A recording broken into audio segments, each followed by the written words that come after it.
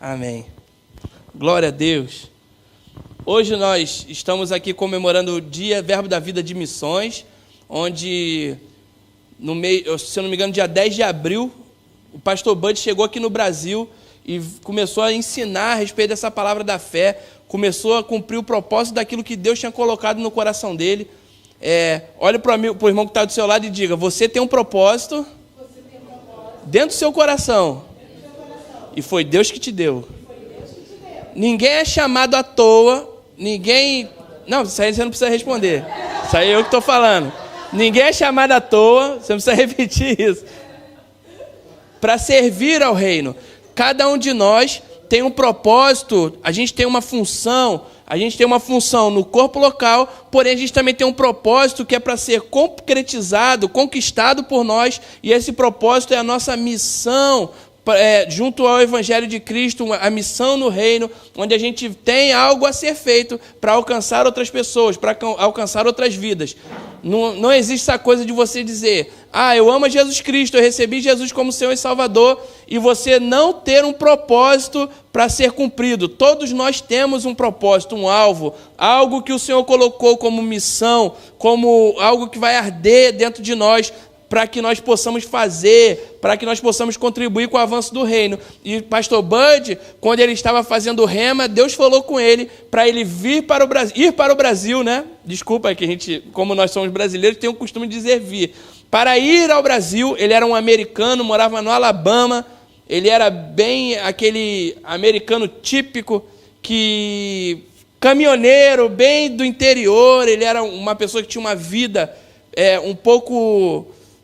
Era uma vida bem tranquila, uma vida simples, uma vida onde ele não era realmente de cidades grandes, ele era um homem de um interior dos Estados Unidos, e esse homem ele abriu mão de tudo que ele tinha no conforto de vida, seu trabalho, para ir cumprir o propósito que o Senhor colocou no coração dele, que foi ir para o Brasil e pregar a palavra da fé, ensinar a todos que Jesus era bom, que Deus não colocava doença em você, que Deus não precisava usar as armas do inferno para convencer ninguém, colocar você num leito, num hospital, matar alguém.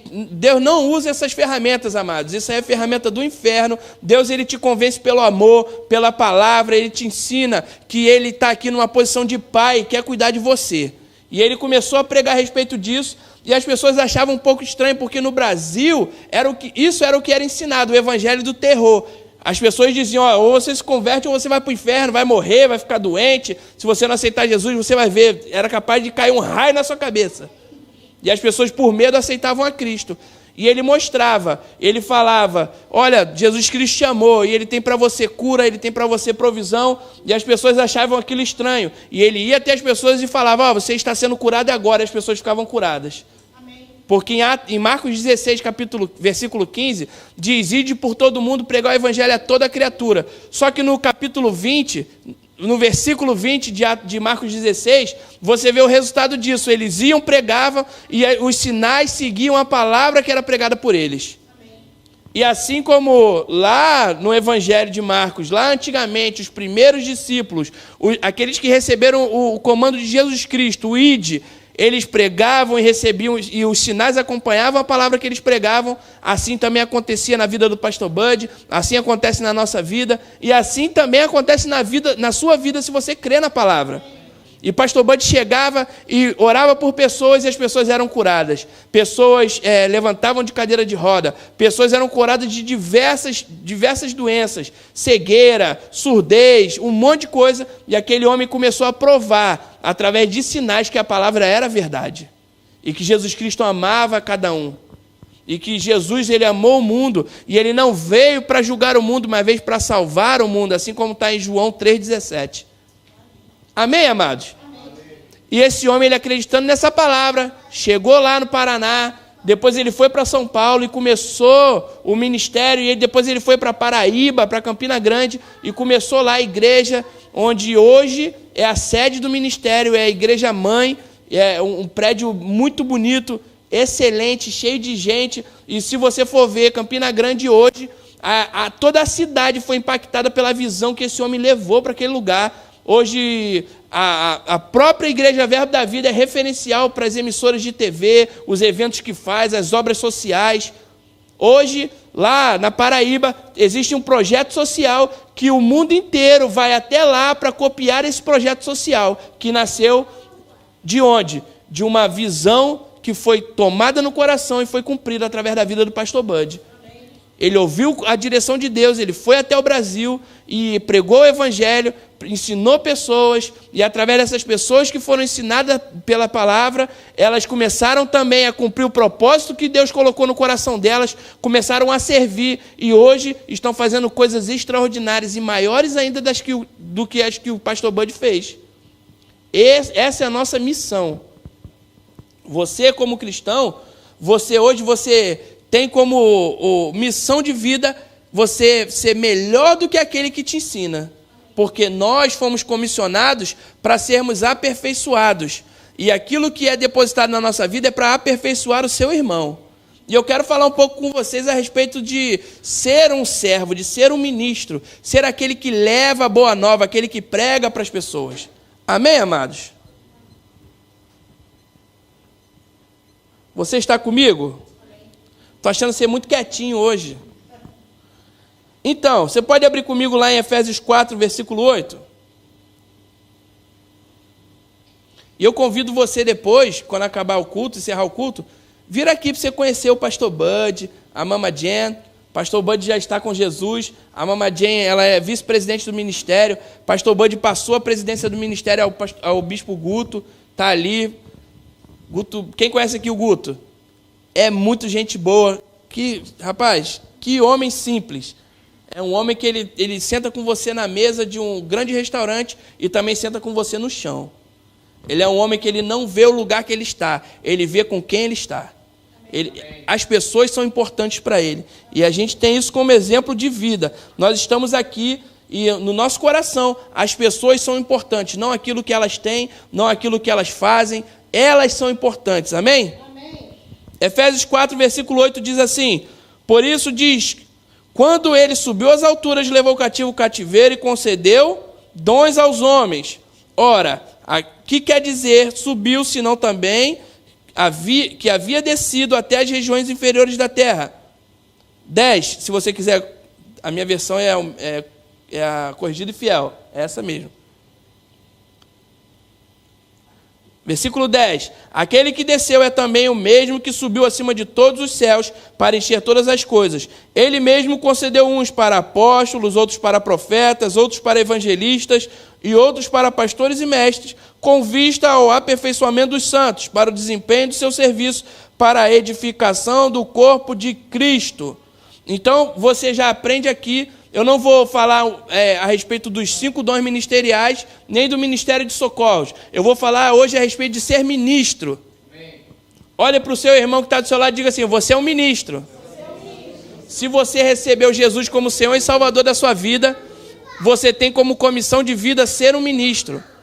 O primeiro ministério que, quando você recebe Jesus Cristo como Senhor e Salvador, é ter o ministério da reconciliação, é pregar a salvação às pessoas. Então a Bíblia ela diz que quando Jesus ele ressuscitou, ele levou o cativo o cativeiro e concedeu dons aos homens. Aquilo que tinha nele como plenitude de dons, de poder, de ação do Espírito Santo, foi dividido entre os homens, entre a igreja. Hoje você vê, Jesus Cristo ele tinha os 5 dons ministeriais, ainda assim ele servia como ministério de socorros.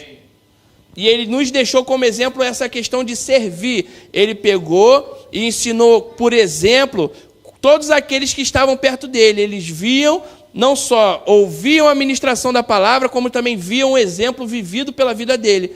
Ele era um homem simples, que andava com todas as pessoas, que procurava ser agradável, mas ele também procurava ser firme com a palavra. Ele não negociava os princípios da palavra.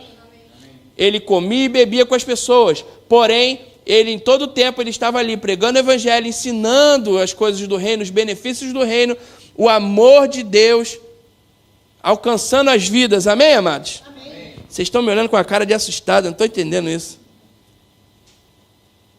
Então, Jesus Cristo, como missão, ele tinha uma missão bem definida para nós, e a missão era fazer com que a mensagem do evangelho fosse conhecida e multiplicada por todo mundo. Como? Multiplicando os seus discípulos.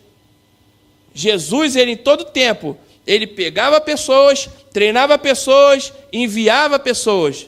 Ó, vai pregando, vai ensinando. Para quê? Para que essas pessoas continuem pregando e ensinando e fazendo discípulos. Por isso que quem está aqui perto de mim, eu sempre falo para eles, eu faço, você vê. Depois você faz e o outro vê.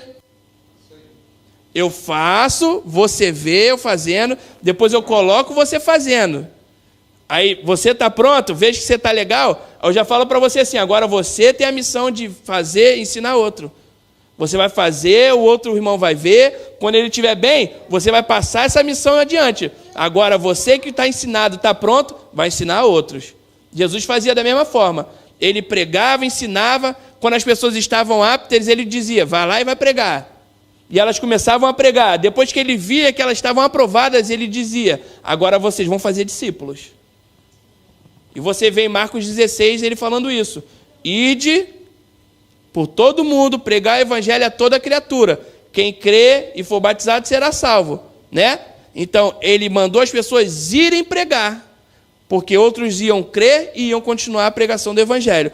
Essa é a missão, foi a missão de Jesus Cristo. E essa missão, o que aconteceu? Ela foi passada para nós. Foi pregada lá em Israel, e hoje nós estamos aqui na Europa, ela já chegou no Brasil, já chegou em um monte de lugar, e hoje a missão continua sendo a mesma. Pregar o evangelho e mostrar o amor de Deus para as pessoas, e essas pessoas multiplicarem essa visão. Amém? Então a gente também vê aqui, de forma prática, a estrutura que Deus ele confiou, ele estabeleceu na igreja. Uma estrutura de que as pessoas recebem dons e talentos para quê? Não para elas serem servidas, mas para que elas sirvam. Amém, Amém amados? Amém.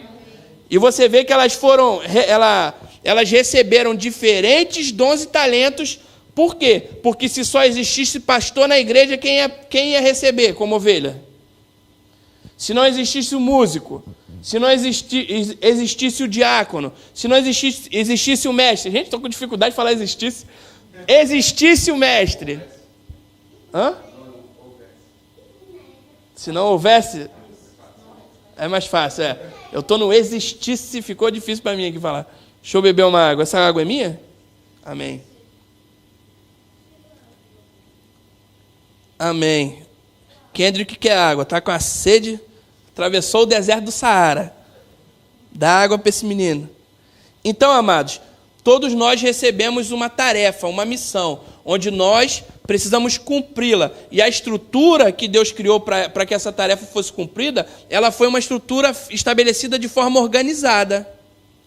E para que não houvesse deuses dentro da igreja, o que ele fez? Ele depositou em mim dons e talentos para que eu possa te servir. Amém. Por isso que se você for ver, é muito difícil você ver um profeta recebendo revelação para ele mesmo. Um profeta tendo informações para ele mesmo, da vida dele. Um apóstolo declarando sobre a vida dele, receba dons. Tum. Não existe isso, a gente recebe do nosso irmão. Então, se você ainda não tomou posse dessa verdade, você está deixando de suprir a minha necessidade ministerial. Porque foi depositado em você dom e talento para que eu avance, para que eu seja aperfeiçoado. Amém, gente? Amém. Isso é importante que você saiba. Foi depositado em você o dom e talento ministerial, espiritual, para que você toque na vida do seu irmão. Para isso foi que os dons foram distribuídos entre nós. E eu quero falar um pouco a respeito de ministério. As pessoas às vezes ficam falando, o ministério. A palavra ministério, ela vem da palavra grega diaconia. Quantos aqui querem viver o ministério? Levanta a mão assim. Então eu vou te dizer o que é viver o ministério. Ela é designada pela palavra grega diaconia e é definida pela concordância Strong como serviço, especialidade daqueles que executam os pedidos de outros, daqueles que pelo chamado de Deus proclamam e promovem a religião, ou quer dizer religação entre Deus e os homens, Portanto, ministério é trabalho ou prestação de serviço, é servir ao corpo de Cristo, é o desempenho de uma função para benefício do reino de Deus. Ao falar em ministério, não estamos falando de uma organização, mas sim da função de um organismo vivo em operação. Amém, gente? Eu esqueci de avisar vocês hoje a palavra vai ser como um ensino para vocês. Que eu quero que vocês saiam daqui sabendo para que vocês foram chamados, para que vocês têm como, o que vocês têm como missão de vida para pregar o evangelho. E é importante que você saiba que tudo que foi depositado em você, tem alguém lá fora esperando para receber e ter sua vida mudada, transformada. Efésios 4, versículo 11 e 12, a gente leu que está dizendo que ele mesmo concedeu uns para apóstolos, outros para profetas, evangelistas, pastores e mestres, com vista no quê? No aperfeiçoamento dos santos, para o desempenho do seu serviço, para a edificação do corpo de Cristo. Então você foi chamado para o aperfeiçoamento dos santos. Você não é chamado para o seu aperfeiçoamento, e nem para a obra do seu ministério. Você foi chamado para aperfeiçoar o seu irmão, para que ele seja cada vez melhor no ministério. E ele vai também te aperfeiçoar através dos dons e talentos que ele tem. E ser um ministro, quem é que é um ministro? Levanta a mão assim. Você é um ministro, você aprendeu no início. Se você crê que Jesus Cristo é o Senhor e Salvador, que Ele morreu e ressuscitou, você se tornou um ministro do Evangelho. Se você é um ministro, então eu vou dizer o que você é. Você é um representante de Jesus Cristo. Assim como Cristo era um representante de Deus na terra. O ministro, ele é um homem ou então uma mulher que ministra a palavra de Deus para o povo, motivado por um chamado divino para o serviço. Um ministro é alguém que foi separado para ministrar coisas santas, sagradas. Seu chamado é para o povo e não para satisfazer as suas vontades. Repete comigo. Eu não fui chamado para satisfazer a minha vontade. Amém, amados? E a gente gosta de falar, e é bom e é lícito que você goste, de falar que você é um servo de Deus. Quantos aqui dizem que é um servo de Deus ou já disseram? Eu já disse. E eu digo também, quando tem esse contexto de conversa, eu falo, não, eu sou servo do Senhor. Nós somos servos de Deus. E o que é um servo? No grego, a palavra que designa servo, ela é a palavra doulos. Significa escravo, servo, homem de condição servil. É alguém que se rende à vontade de outro. Aquele cujo serviço é aceito por Cristo para estender e avançar a sua causa entre os homens. Pessoa dedicada ao próximo, mesmo em detrimento dos próprios interesses. Atendente. Então a gente precisa compreender que um ministro é, antes de qualquer coisa, um servo. Infelizmente, por aí, em alguns lugares, as pessoas elas querem se tornar ministros para que eles tenham suas necessidades supridas, os seus desejos, as suas vontades, movidas por quê? Por um comportamento mundano que ensina a todas as pessoas. Você vive no mundo, não vive? Quem aqui vive no mundo? Se você não levantou a mão, você é um alien. Você vive na lua, em algum outro lugar. Eu vivo aqui no mundo, amém, amados? Infelizmente, a cultura do mundo é uma cultura de egoísmo. Eu quero ter, eu quero mostrar que eu tenho, eu quero ser alguma coisa, mas a gente precisa entender que nós somos filhos. Nós temos um pai e esse pai ele tem um trabalho. E esse trabalho, o foco do trabalho do pai é salvar as pessoas.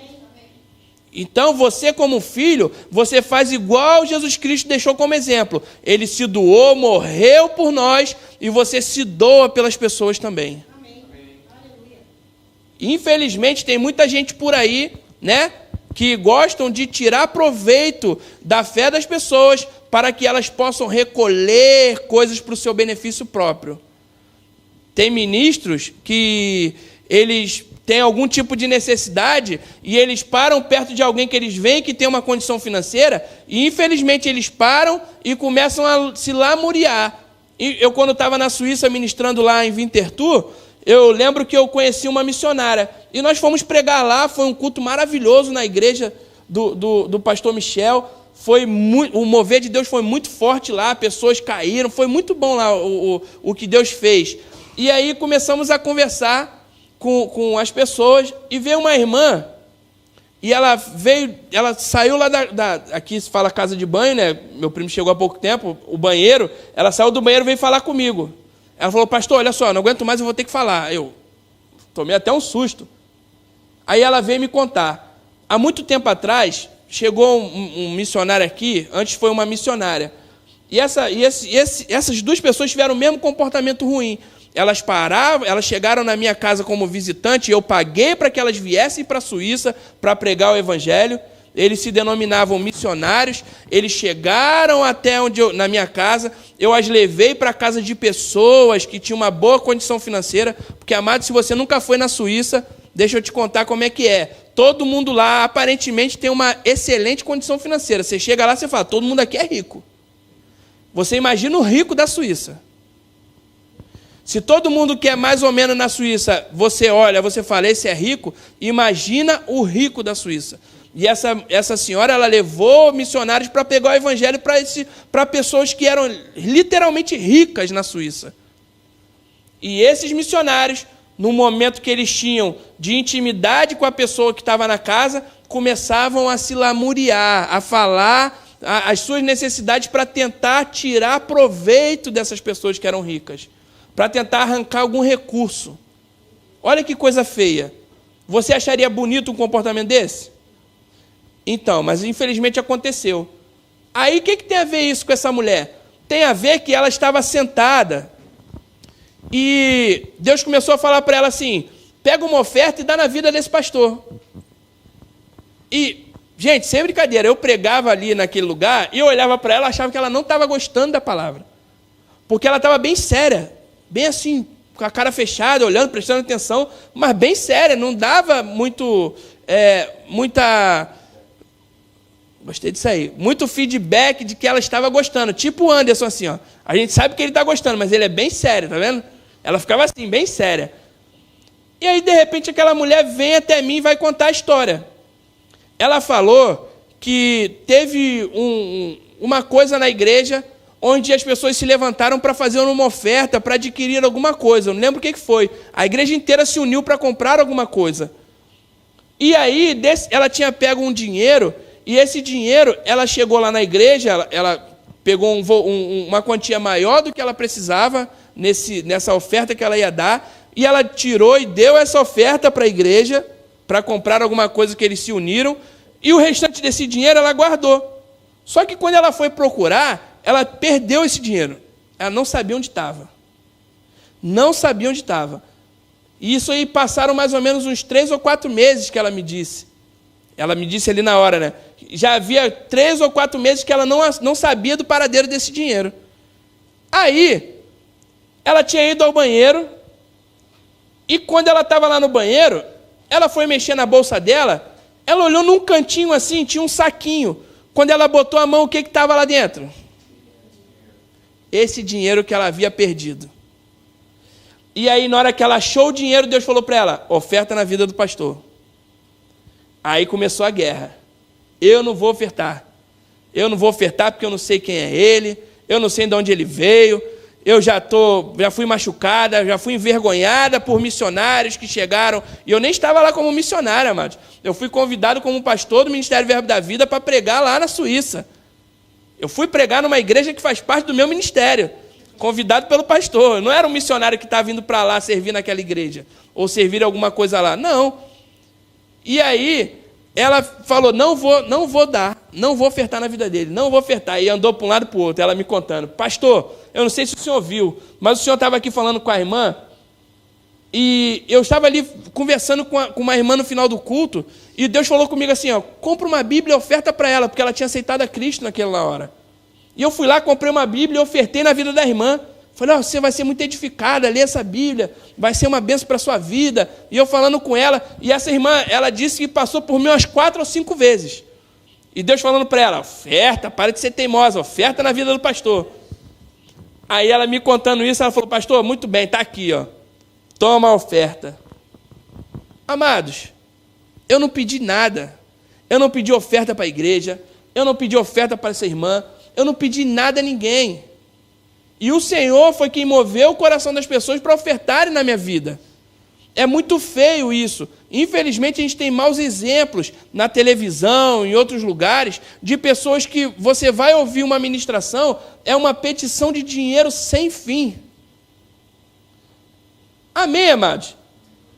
E se você for ler 2 Coríntios 9, versículo 6, diz que você dá com alegria, segundo o que está proposto no seu coração. Você oferta com o seu coração. Eu não preciso ficar aqui, quem pode dar 100 mil agora, 10 mil, 20 mil, 30 mil, quero agora, 10 que dão 10 mil. Deus está falando que vai me dar. Eles começam a fazer isso é feio. Eu não acho bonito isso. E você não vai ver na Bíblia Paulo falando, ei, vocês, manda 100zinho para cá que eu estou precisando. Muito pelo contrário. Paulo ia para a igreja em Corinto e ele pregava lá, ele nunca quis tirar um centavo daquela igreja. Ele nunca quis pedir uma doação, nunca quis. Por quê? Porque Deus sabe que ele estava pregando ali era com amor, não era buscando recurso financeiro. Então o ministro, ele prega tanto para uma pessoa, como prega para uma multidão, para 1000, milhares. Amém. E o intuito do coração dele estar pregando é o quê? É amar as pessoas. Amém. Porque, amados, eu sei de onde eu saí. E eu posso falar que meu primo está aqui. Eu não saí de um péssimo lugar? Eu não tinha uma péssima vida? Era para eu estar vivo hoje? Então, eu tenho gratidão no meu coração, de onde Deus me tirou. Por isso que hoje, com essa gratidão no meu coração, é isso que me move para eu estar aqui pregando o evangelho para vocês. Isso tem que ser o que move o coração do ministro, a gratidão no coração. Amém, amados? Que você, como filho, não venha para a igreja com o intuito de querer ter coisas. Não, venha celebrar o Senhor, venha honrar a Ele com o seu coração. Venha ouvir a palavra, acolher a palavra, que é isso que vai fazer diferença na sua vida. Não é somente o que eu prego que vai fazer com que a sua vida seja transformada, mas é o que eu prego e você vive. Você aprende aqui com o pastor, mas se você não colocar em prática, a sua vida vai continuar a mesma. Vai ser igual se você estivesse em casa vendo um filme na Netflix. Você passou 5 minutos e já não lembra mais nem o que acabou de ver. Por isso que Deus, ele fala para Josué, Josué 1:8, fala, Josué, está vendo essa lei? Você pega esse livro e medita nela de dia e de noite e fale toda hora a respeito dela. Por quê? Porque você, Josué, com o comportamento de ler e de pregar e de falar e de estar sempre em contato com essa palavra, você vai prosperar o seu caminho. Então, a pessoa que é responsável pela prosperidade da vida dela, e prosperidade não é dinheiro, amém, amados? Dinheiro faz parte da prosperidade, mas prosperidade é ausência de necessidade. Tem gente que é tão pobre que a única coisa que elas têm é dinheiro. Eu já tive a oportunidade de estar pregando para um homem, eu fui lá na Barra da Tijuca, esse homem é dono de uma das maiores construtoras do Brasil, e eu fui lá pregar o evangelho para esse homem, sentei na mesa dele, uma mesa linda de mármore, assim, linda, gente, gigante a mesa. Atrás da cadeira dele eram vários prêmios, quadros, troféus, tudo assim, coisa mais linda. E eu me lembro, aquele homem como uma criança, chorando, ouvindo o evangelho, ouvindo a pregação da palavra. Aquele homem podre de rico, mas o dinheiro não o satisfazia. Ele queria o quê? Ele queria Jesus Cristo. Ele queria ouvir a respeito do amor de Deus. Só aquilo, ele sabia que somente aquilo poderia mudar a vida dele, a condição que ele estava por dentro. Porque por fora ele era uma das pessoas mais ricas do mundo. Mas por dentro, uma das mais pobres. Porque ele não tinha paz, não tinha alegria. E aquele homem chorava. E aquele homem, ele cancelou. Quem sabe que uma pessoa que é milionária, uma pessoa que faz muitos negócios, que a agenda dela é lotada. Ela não vive normalmente, não, ela vive em prol da agenda. Não é assim? Tá. Aldo já lidou com pessoas dessa forma. As pessoas não são totalmente presas à agenda?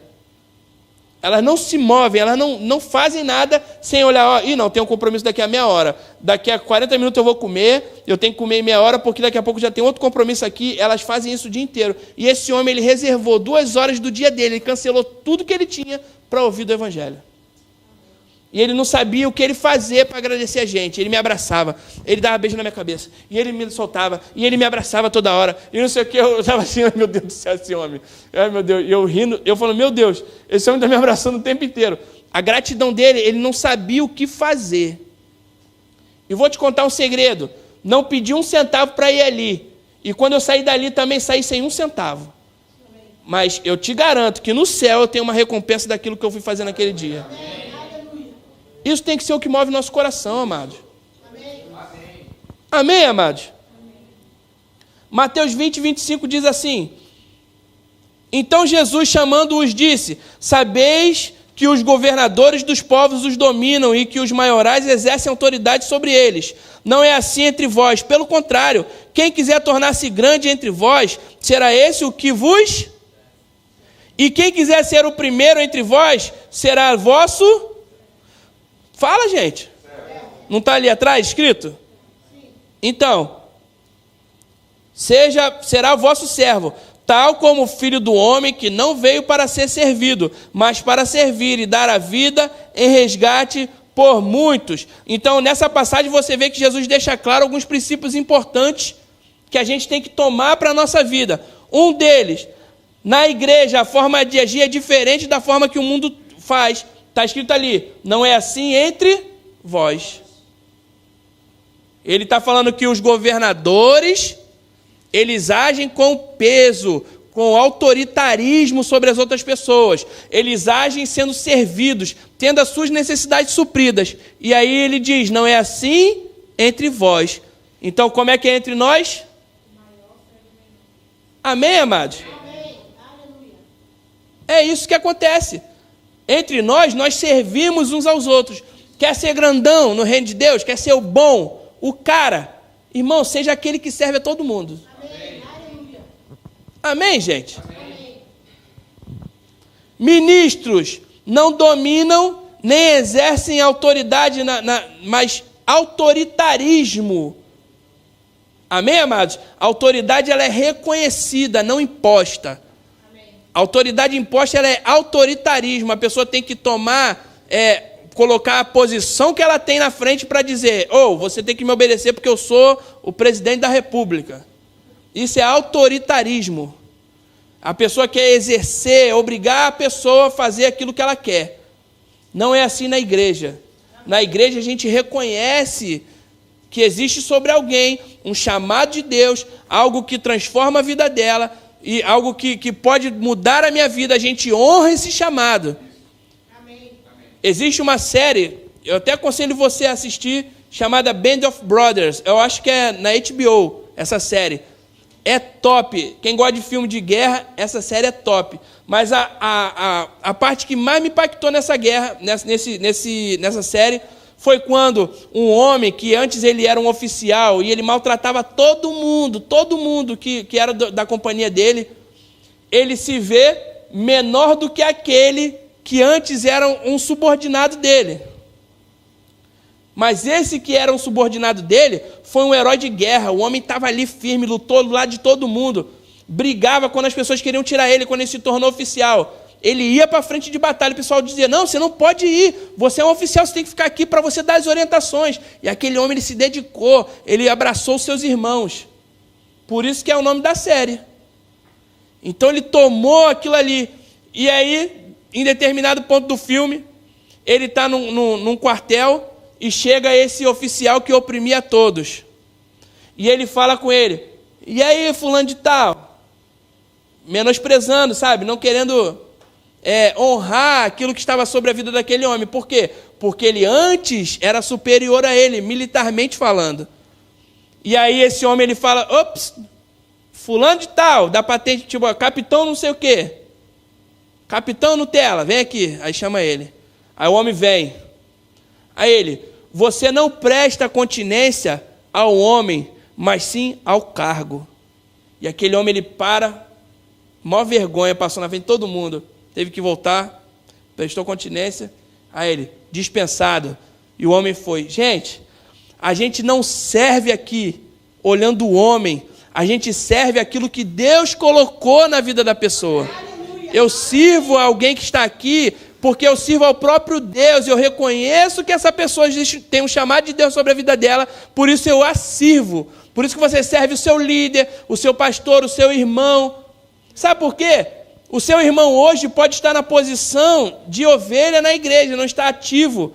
Mas amanhã ele pode ser um Benny Hinn. Ele pode ser um Kenneth Hagin. Aí você vai ter que passar pela vergonha de, prestar continência. Não por honra, mas por questão de obediência. Porque ele cresceu muito mais e você deixou de receber da vida dele sem considerar o chamado de Deus que havia sobre a vida dele. Imagina a senhorinha que ensinou esses homens de Deus dentro da igreja. Uma senhorinha da escola bíblica, a Ju, ela ama ensinar crianças. Imagina quantas crianças que daqui a pouco serão grandes ministros do evangelho, vão alcançar lugares maiores do que a gente poderia alcançar. Mas eles vão olhar lá atrás e falar, lembra da tia Ju. Tia Ju me ensinou, ela era boazinha, me ajudava, me ensinava a ler a Bíblia, me ensinava isso ou aquilo. Irmãos, o galardão da Ju, deixa eu explicar uma coisa para vocês no reino de Deus. É como se você investisse num fundo de investimento. Se uma pessoa investe só em um fundo de investimento, ela só recebe de um fundo de investimento. Porém, se ela investe em vários fundos de investimentos, o que ela recebe? Então, irmãos, vamos investir em vários fundos de investimentos. Olha para o seu lado aí. Cada um é uma conta no reino. Cada um é uma conta no céu. Se você investir na vida do seu irmão, você vai estar recebendo daquilo que está sobre a vida dele. Então pensa a irmãzinha da escola bíblica que ensinou Kenneth Hagin, que hoje nos trouxe essa visão que a gente hoje ensina aqui. A palavra da fé revelada, onde mostra para você que você é filho de Deus. E hoje você olha para o lado e fala, rapaz, eu vou ser o primeiro a investir. Porque se você também não sabe, existem fundos de investimento que os primeiros a acreditarem são os que mais recebem. Amém, amados? Amém. Existem fundos imobiliários que você vai entrar. Eles vão começar a construir algo. Aqueles que começam injetando recebem muito mais do que aqueles que só injetam quando já tem algo construído. É assim no reino. Amém. Você vai deixar de receber? Não, irmão, olha para o lado e começa a semear. Amém. Começa a abençoar, começa a ser servo, doulo do seu irmão. Jesus, ele usa a si mesmo como exemplo, dando a entender que se ele não veio para ser servido, amado, nós também não temos essa prerrogativa de sermos servidos. Não faz sentido nenhum se aquele que é o nosso aio, o nosso alvo, aquele que é o nosso referencial, ele não veio para se colocar superior a ninguém, não faz sentido nenhum que a gente também se coloque. Você vê que Jesus, ele assumiu voluntariamente a forma de servo. Ele, sendo Deus, tendo divindade em si, ele veio para ser homem, morrer, para que nós tivéssemos uma chance de nos reconciliar com ele, para que a gente pudesse ter salvação, para que a gente pudesse ser alcançado e conquistado por esse amor, que nos amou primeiro.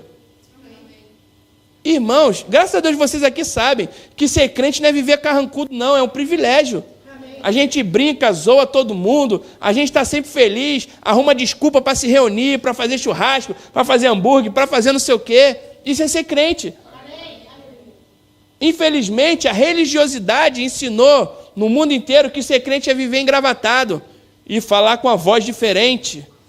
Pregar tipo, olha aí meu Deus, com a voz assim meio de... expressando santidade, né? Eu já conheci pessoas, tu ia conversar com ela falava assim, e aí, meu irmão, tudo na paz, que não sei o quê? E quando a pessoa ia pregar, aparecia o Aldo falando. Oh, aleluia! A voz da pessoa mudava, se transformava, tipo o Vitor, quando conheceu o Aldo. O Vitor falou, e aí? O Aldo falou, e aí, meu irmão? Com a voz dele grossa, o Vitor, e aí, muito prazer, Vitor. Rapaz, engrossou a voz para falar com ele? Amém, gente? Tem gente que engrossa a voz para pregar a Bíblia, para dizer que ele é santo, para ter uma expressão de santidade. Está enganando a quem? Irmãos, está enganando a quem? Se eu tenho essa vozinha aqui, que eu me alegre com a vozinha que eu tenho. Eu queria ter a voz do Maneco. Eu queria. Só que não tenho. Não dá nem para treinar para ter. Né? Porque uma hora eu vou dar uma derrapada. Imagina aquele vozeirão do Maneco. Adore ao Senhor, querido. Que ele fala assim, né? Você fala, rapaz, vou aceitar Jesus agora. Comigo não. A minha voz eu tenho que te convencer através da palavra. Eu tenho que pregar aqui. Mas o Maneco ele dá um aleluia e você fala, eu estou aceitando Jesus aqui agora. Rapaz, que voz bonita daquele homem. O homem era locutor. Realmente tem um privilégio sobre aquela voz. Pelo amor de Deus. Filipenses 2,5.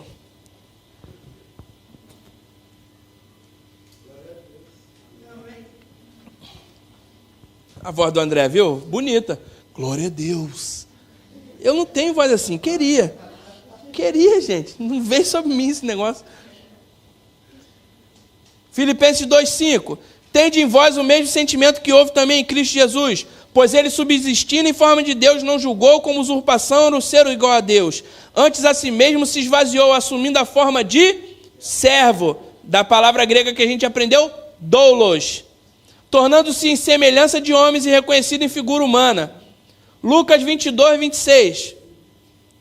Lucas 22, 26 diz assim, Mas vós não sois assim. Pelo contrário, o maior entre vós seja como o menor, e aquele que dirige, ou aquele que preside, aquele que está aqui na posição de governo, seja como o que serve. Essa palavra serve já é o diaconeu. Lembra do ministério? Lembra que eu falei no início? Essa palavra diaconeu também é a derivada do diaconal. Então, é você servir. Seja o que serve, como um garçom, aquele que serve as pessoas. Porventura não é quem está à mesa, vou voltar no 27, pois qual é maior, desculpa gente, 26, mas vós não sois assim, pelo contrário, o maior entre vós seja como o menor, e aquele que dirige seja como o que serve do diaconeu.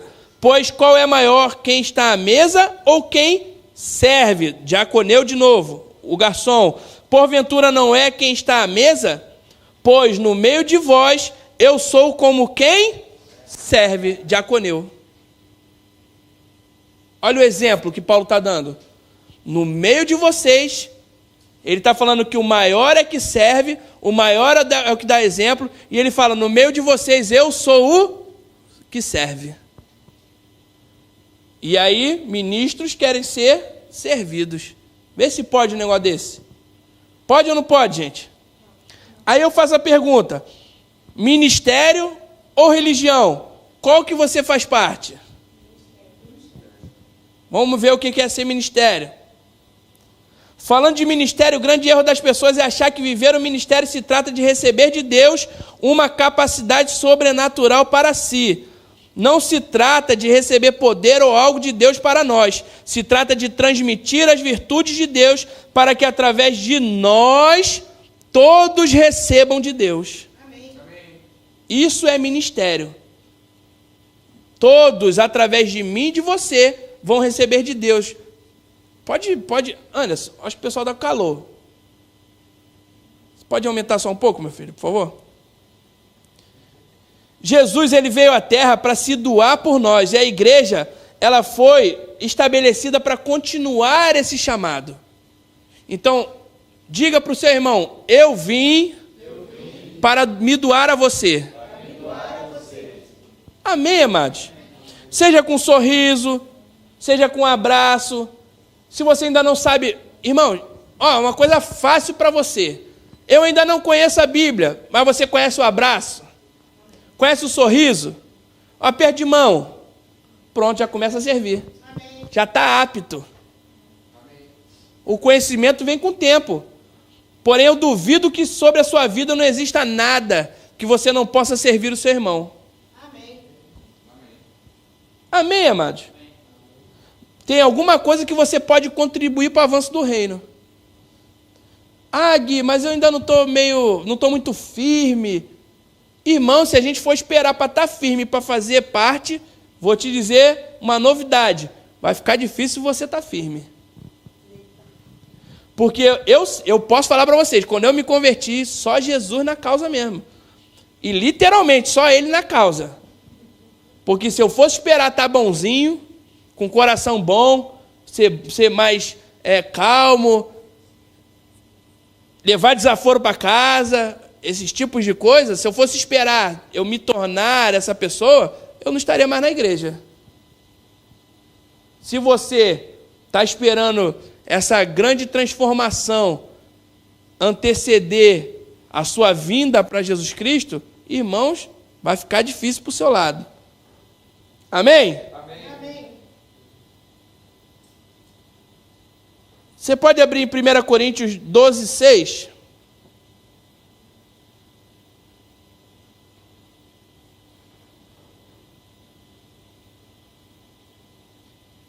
Abriu já?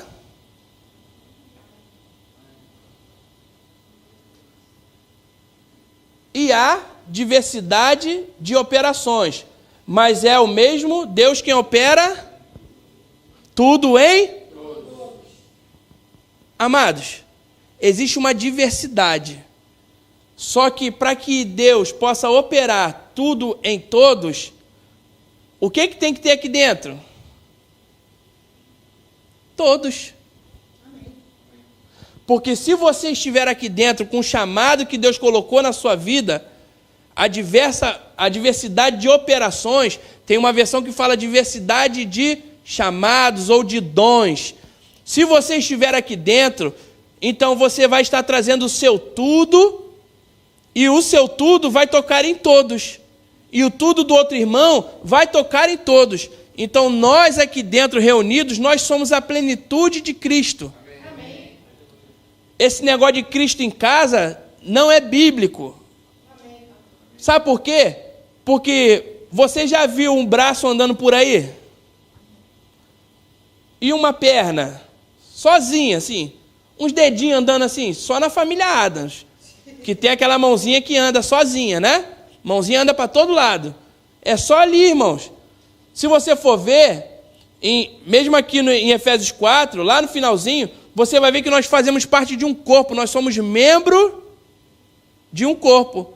Eu não sou membros de um corpo, eu sou um membro. Uma mão fora do corpo, o que ela é? Uma mão. Mas para ela ser corpo, o que ela precisa estar? Ligada no corpo. Então Jesus, ele colocou cada um de nós numa função. Quando nós todos estamos reunidos, nós somos o corpo de Cristo. Aí nós somos igreja. Amém. Entenderam, amados, a diferença? E aí a pessoa fala assim, não, eu sou igreja onde eu estiver. Não é, irmãos. Você é igreja quando você está reunido no corpo. Por isso que Paulo fala, não deixe de congregar como é costume de alguns.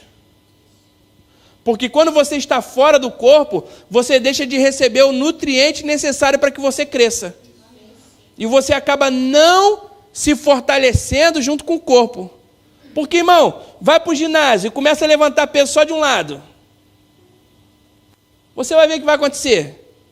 Você vai ficar com um lado forte e o outro lado magrinho. Assim é o irmão que está fora do corpo. Quando ele chegar na igreja, ele vai ver aquele irmão que também era braço igual a ele, forte, e ele magrinho, mirradinho.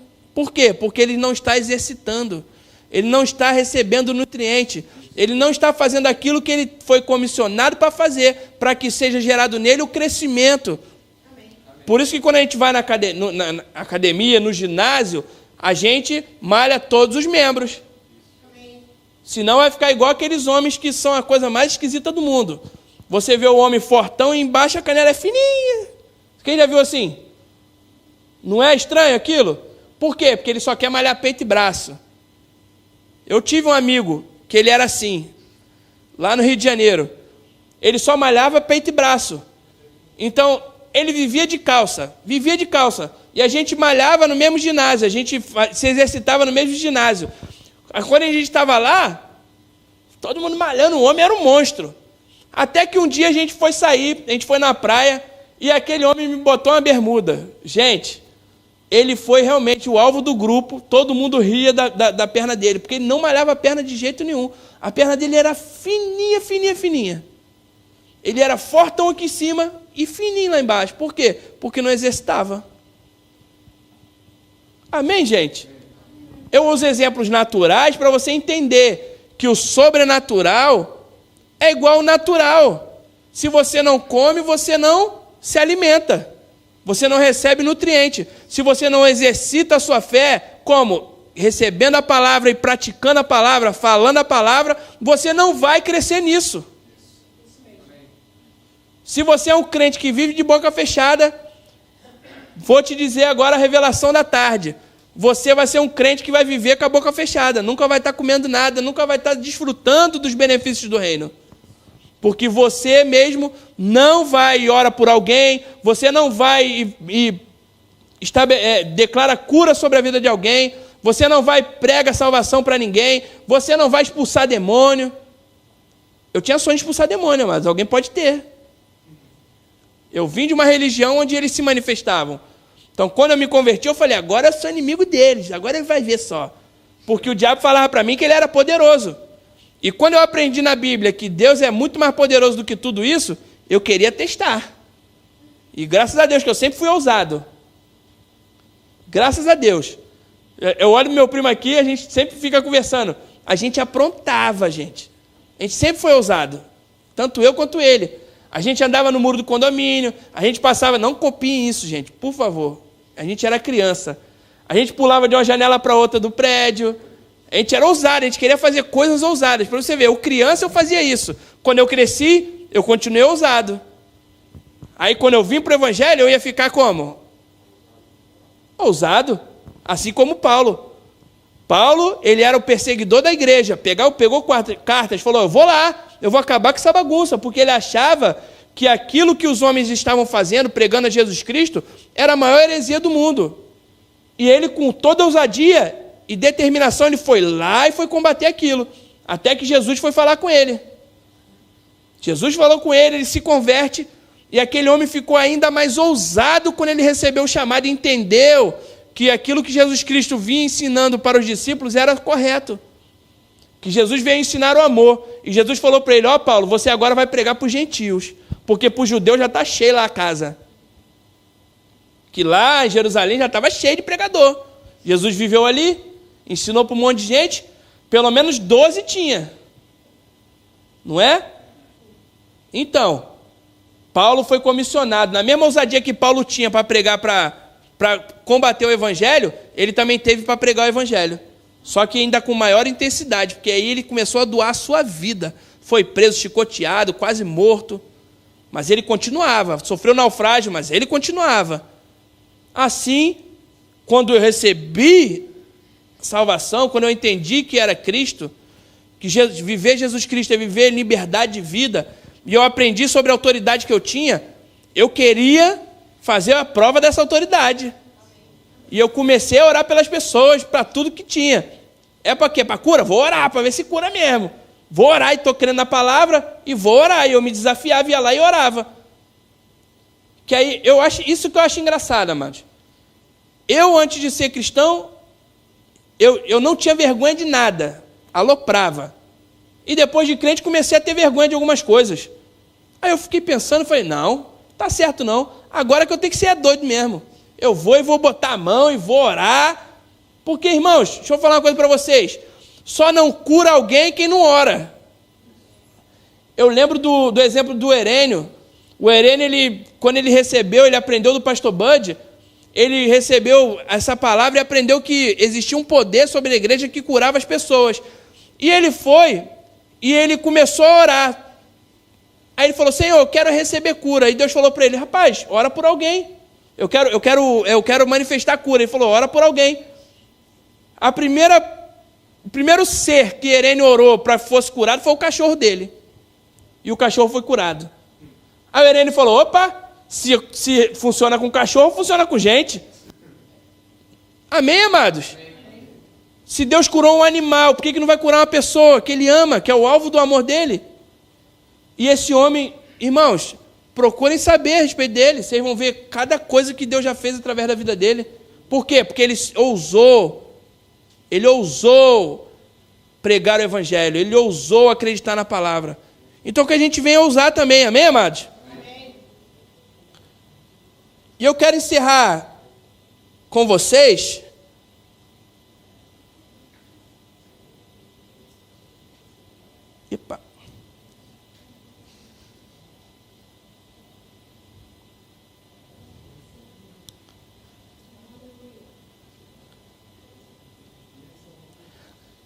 lendo João 10, 17.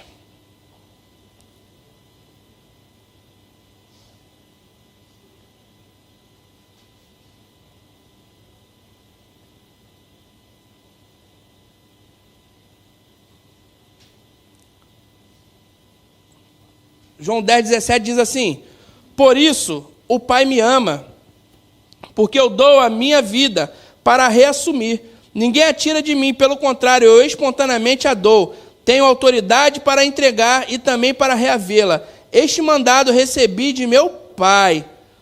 Filipenses 2,9 diz: pelo que também Deus o exaltou sobremaneira e lhe deu um nome que está acima de todo nome. Jesus Cristo, ele se doou.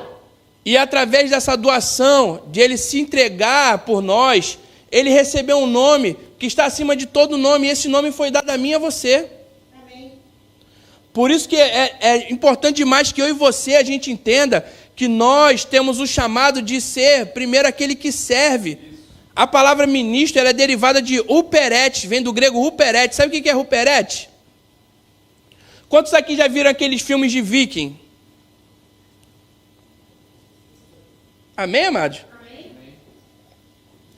Quem aqui já viu o filme de Viking? Levanta a mão assim. Estão com vergonha de levantar a mão? No filme de Viking, como que é a barca? Tem um monte de gente em cima, não tem?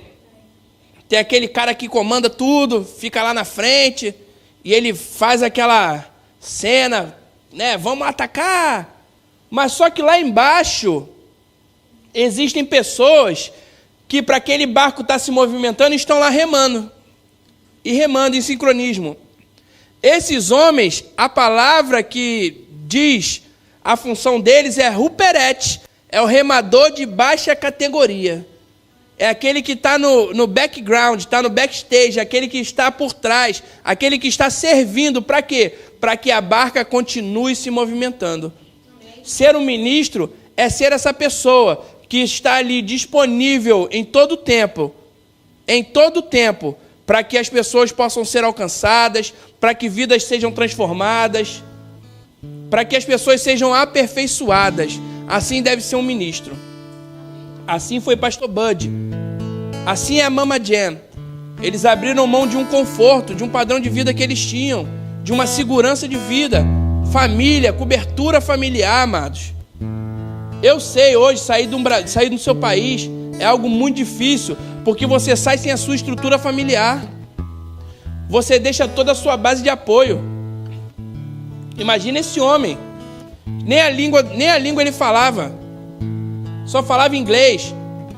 E lidou com tanta gente diferente. Foi para o Paraná, foi para São Paulo, foi para Paraíba. Nesses lugares, cada região, as pessoas têm um tipo de comportamento diferente. Pensa para um americano, que um americano geralmente tudo é padrão para eles. E chegaram num país que nem tudo é padrão. A gente tem uma frase lá, infelizmente, conhecida como jeitinho brasileiro. O jeitinho brasileiro irmão, dá um jeitinho de sair dar certo. E esse homem foi para lá, venceu tudo isso, aprendeu a língua, mas ele se dedicou e serviu a todas as pessoas que estavam em volta dele. E hoje você pode ver o Ministério Verbo da Vida, o tamanho que é. Nós temos 52 famílias missionárias espalhadas pelo mundo. Temos missionários em lugares que não podem ser nomeados. A gente não pode falar onde está e nem quem eles são, porque são países que não recebem o Evangelho. Se souberem que eles estão lá, vão matá-los. Mas essas pessoas estão lá pregando o Evangelho. convertendo muçulmano, tirando pessoa do ISIS. E a gente está aqui com tudo e não faz.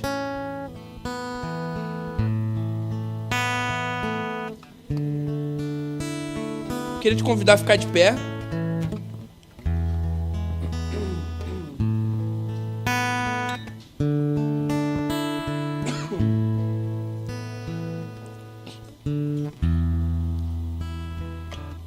Consulte no seu coração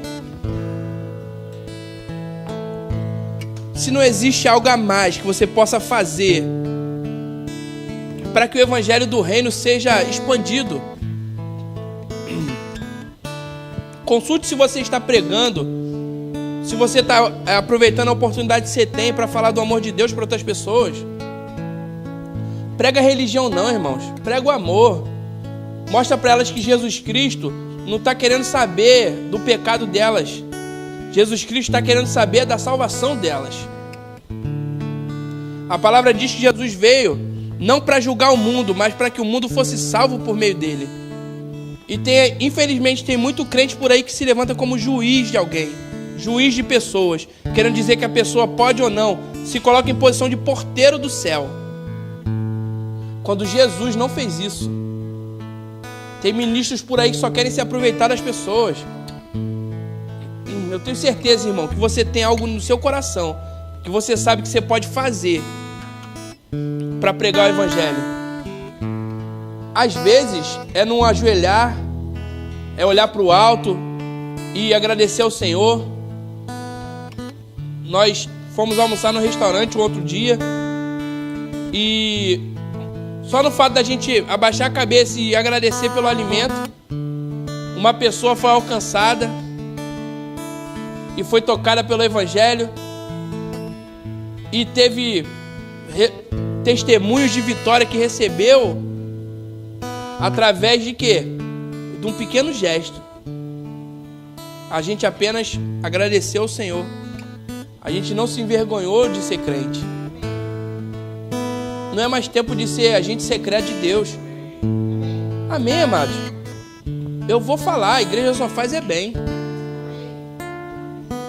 Tem muito tabu que nego fala que o crente não pode fazer isso ou aquilo. Isso é tudo religiosidade, isso é tudo coisa de homem que inventa. Vamos pegar nisso aí não. Vamos pegar no amor de Deus, vamos pegar o exemplo de Cristo. Vamos pregar, vamos olhar para o alto e agradecer ao Senhor onde quer que a gente esteja. Dê o exemplo do seu comportamento de vida. Ame as pessoas. Brigue por elas. Seja ousado, fale do amor de Deus. Amém, irmãos? A Bíblia fala que você só precisa de um ato, crer com o coração. E o ato é confessar com a boca. Você crê na palavra que Jesus Cristo morreu e ressuscitou. E o que você faz? Você declara que Ele morreu e ressuscitou e que você quer Ele na sua vida. Feche seus olhos. Quem quiser fazer essa oração agora pode fazer. Se você crê que Jesus Cristo morreu e ressuscitou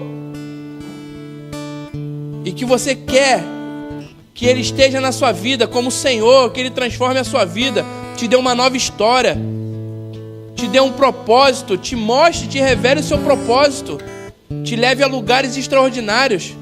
Confesse com a sua boca. E se você quiser vir aqui à frente, a gente ora junto. Se não quiser, no final a gente ora. Pode me procurar no final. Se você está distante, estava longe dos caminhos de Deus, estava longe da comunhão, chegou agora a sua chance também. Ore ao Senhor. Ele não está com um cajado de juiz querendo te colocar uma pena, querendo te colocar um peso, querendo te julgar para nada, não. Deus, Ele tirou todo o jugo em Cristo Jesus. A Bíblia fala que Ele deu o seu Filho por amor da humanidade. E através do sacrifício de Jesus, todo o pecado foi tirado, toda a escravidão, tudo aquilo que pesava, que colocava um grande peso e não nos deixava se movimentar, foi tirado em Jesus Cristo.